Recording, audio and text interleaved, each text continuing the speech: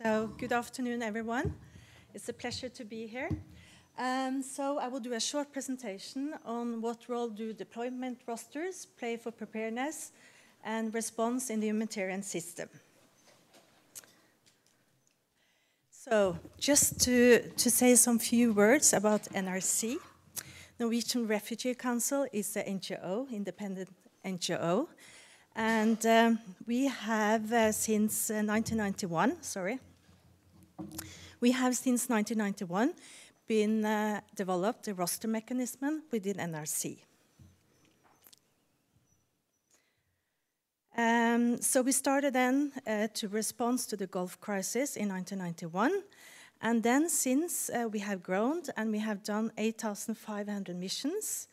And we have to thank to some of the biggest funders that we have here today, I think, both DFID and ECHO and the Norwegian Minister for Foreign Affairs. So today we have about 850 experts, and 80% of them are actually from the Global South. They are from Africa, Middle East, and Asia.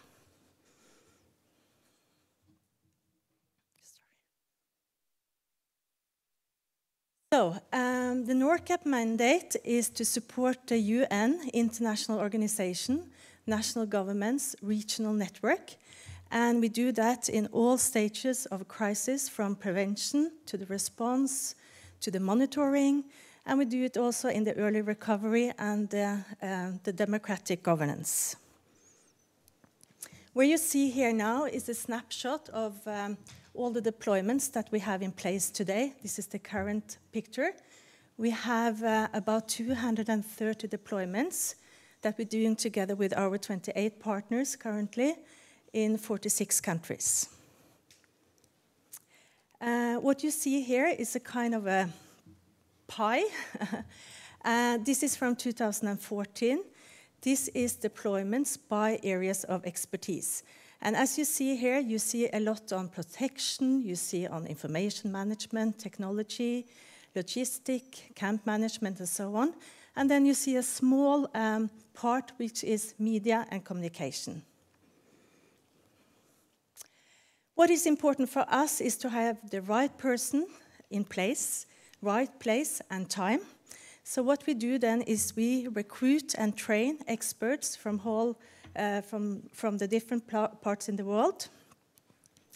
And we do this together with our partners. Today we have 14 UN organization partners. The biggest are UNHCR, UNICEF, OCHA, WFP. We also do work with regional organization networks like the African Union, national governments. Currently we have deployments within Sierra Leone, South Sudan, Liberia, and we have 2 in the pipeline for Somalia. What is important for us is to continue to have the partnership also with UN, which is a big part of the mandate. So besides to do the deploying, we also have a cooperation and talk about the trends and what's needed on the ground. And we also have more partners. Just to mention, we have the MSU, Mediation Support Unit, that we're doing together with the Department of Political Affairs. We also have the ACAPs, which we are doing together with Merlin, HelpAge, and Danish Refugee Council. And now we're also doing some work together with CDAC. So why do we want to be a partner and work closely with CDAC?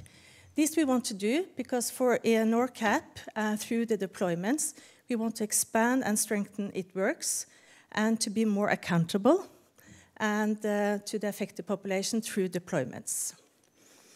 We also want to focus on stronger commitment by the humanitarian agencies to address communication and information needs. So, what we have done since we started the partnership with the CDAC network since last year, we have migrated the roster. So we have recruited and assessed experts from the whole world. And they have then skills, expertise within CWC, both in team leaders, trainers, communication experts, and also monitoring and evaluation. Recently, we have done 2 deployments together. We have done one on CWC to Vanuatu, and one humanitarian report officer to Sierra Leone. And we're hoping to do more of this in the future. So, just recently in June in Oslo, we invited some of the deployees from the Ebola response. We had, all in all, to the Ebola response, we had deployed 63 experts, and we invited 20 of them to come to Norway. And we wanted to ask them, what can we learn from the Ebola response? And we did this on both with our employees and also on the high-level panel. And this is going to feed back to both the UN and especially then WHO. So these are some of their key recommendations. Better communication with affected communities, improved coordination, and stronger links between the medical and humanitarian response. And that's something we're going to work on together. This is a picture from Sierra Leone, where we have focused a lot on the bottom-up approach. How can we engage more with the communities, the local communities? Okay, so how do we do deployments? And how can deployment strengthen the response? For us, it's very important to do a professional and quick recruitment. Sometimes we do that a bit faster than UN.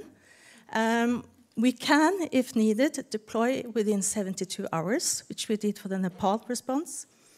And we also had different range of expertise within our roster.